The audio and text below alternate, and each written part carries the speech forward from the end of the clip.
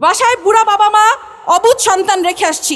হাদিস শিখিয়ে দিয়ে গেছে, হাদিস শিখিয়ে দিয়ে গেছে যে আল্লাহর জিম্মায় সংসার বাচ্চা কাচ্চা ফেলে রেখে এসে রাজপথে কিভাবে বসে থাকতে হয়, রাজপথে কিভাবে ল্যাটকা মেরে বসে থাকতে হয়, হাদিস শিখিয়ে দিয়ে গেছে। হাদি আমাদেরকে স্ট্র্যাটেজি শিখিয়ে দিয়ে গেছে যে তোমরা কিভাবে রাজপথ দখল করবা, কিভাবে রাজপথ না ছাড়তে হয়, হাদি আমাদেরকে শিখিয়ে দিয়ে গেছে। ৭১-এর ১৬ই ডিসেম্বর আমরা বিজয় দিবস পালন করি। আজকে মনে হচ্ছে আমাদের বিজয় আসে নাই। আমাদের বিজয় সেই দিন আসবে যেই দিন আরোরা আমাদের কাছে আত্মসমর্পণ করবে, যেদিন ইন্ডিয়া আত্মসমর্পণ করবে, সেদিন আমাদের বিজয় আসবে। ততদিন পর্যন্ত আমাদের বিজয়ের জন্য আমরা লড়ে যেতে থাকব, আমাদের জুলাই চলতে থাকবে। সরকারের কাছে আবেদন, এই গ্রামে গঞ্জে শহরে সবখানে ১৫ থেকে ৪৫ বিবেচনাক্রমে ৫০ পর্যন্ত মানুষদেরকে সামরিক ট্রেনিং দিতে থাকো। কারণ যেই ১০০ আততায়ী ঢুকেছে বর্ডার দিয়ে, এই ১০০ আততায়ীকে আমাদেরকে মোকাবেলা করতে হবে।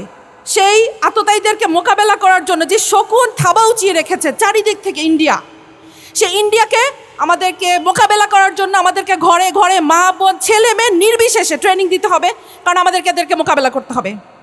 আমি ক্ষুদিরাম দেখি নাই, আমি আজাদ দেখি নাই, আমি হাদিকে দেখেছি। হাদি ছিল একটি বিপ্লবী নেতা কাকে বলে আমরা হাদিকে দেখে শিখেছি। নাওয়া খাওয়া সংসার বাচ্চা কাচ্চা ভুলে কিভাবে রাজপথ দখল করে থাকতে হয়, কিভাবে বলিষ্ঠ কণ্ঠস্বর, একটা আকুত ভয় কণ্ঠস্বর কিভাবে হয়, হাদিকে দেখেছি। আমি বলতাম হাদি হচ্ছে এই যুগের সাকা চৌধুরী। কোনো ভাষা মানে না, ল্যাঙ্গুয়েজ মানে না, যেভাবে খুশি সে ভাষণ দিত। এখন তোদের বলতেছি যারা মেরেছিস, এখন কি মেয়ে মানুষের মুখ থেকে তোদের গালি শুনতে হবে? নে খা, দিব এখন তোদেরকে গালি। হাদি শিখিয়ে দিয়ে গেছে গালি কিভাবে দিতে হয়। পলিশড স্পিচ দিয়ে বিপ্লব হয় না, তোদের গালি দিয়েই তোদেরকে বন্ধ করতে হবে। তোরা হাদির গালি সহ্য করতে পারিস নাই, হাদিকে শেষ করে দিয়েছিস। এখন হাদির স্ট্র্যাটেজি দিয়ে আমাদের চলতে হবে, আমাদেরকে রাজপথ দখল করতে হবে। রাজপথ ছাড়ি নাই, জুলাই শেষ হয়নি, এটা বারবার বলছি। তোরা কি ভেবেছিস হাদি শেষ?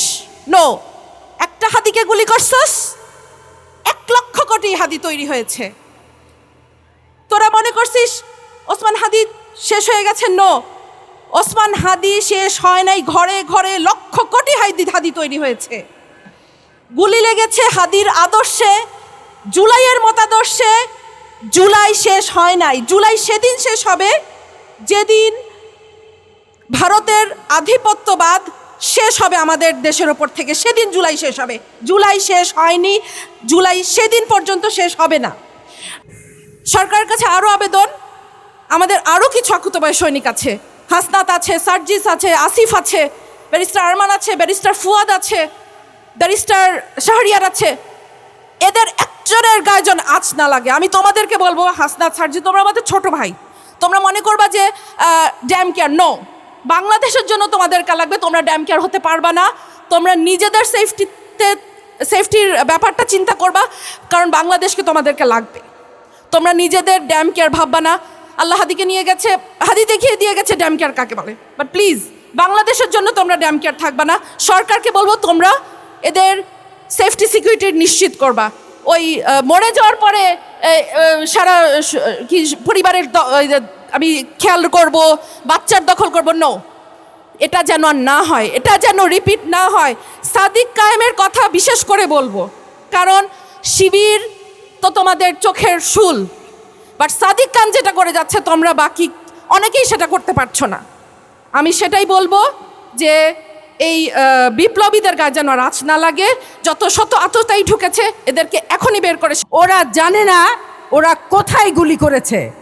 ওরা মনে করেছিল যে একটা মাথায় গুলি করলে সব কিছু স্তব্ধ হয়ে যাবে, বাকিরা হয়তো ভয় পাবে, থেমে যাবে।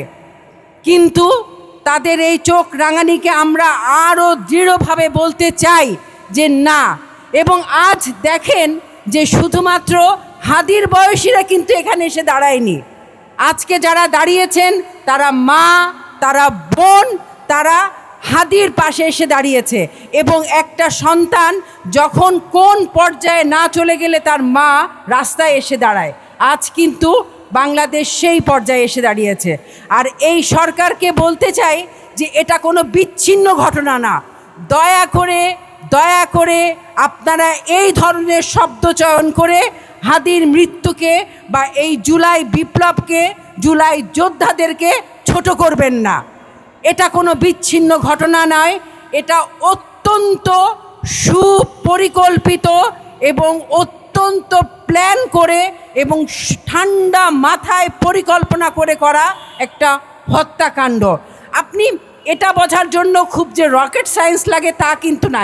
ছোট্ট একটা কথা চিন্তা করেন যে একটা চলন্ত রিকশায়, একটা চলন্ত মোটরসাইকেল থেকে যে নির্দিষ্ট করে গুলি করা হয় এবং একটা বুলেটেই তার মৃত্যু নিশ্চিত করা হয়, তার মানে কি এটা খুব পরিকল্পিত। আমি অবশ্যই এই সরকারকে অনুরোধ করব যে এই হত্যার বিচার শুধু বিচার করলেই হবে না, এই বিচার কার্যকর করতে হবে। তার কারণ এর সাথে কিন্তু আমাদের বাকি অনেকগুলো প্রাণ এর সাথে জড়িত আছে। আপনারা লক্ষ্য করবেন যে তার পরপরই আরেকজন জুলাই যোদ্ধা যার লাশ উদ্ধার হয়েছে। কাজে এগুলো কোনোটাই একটা ছাড়া একটা ঘটনা কিন্তু না।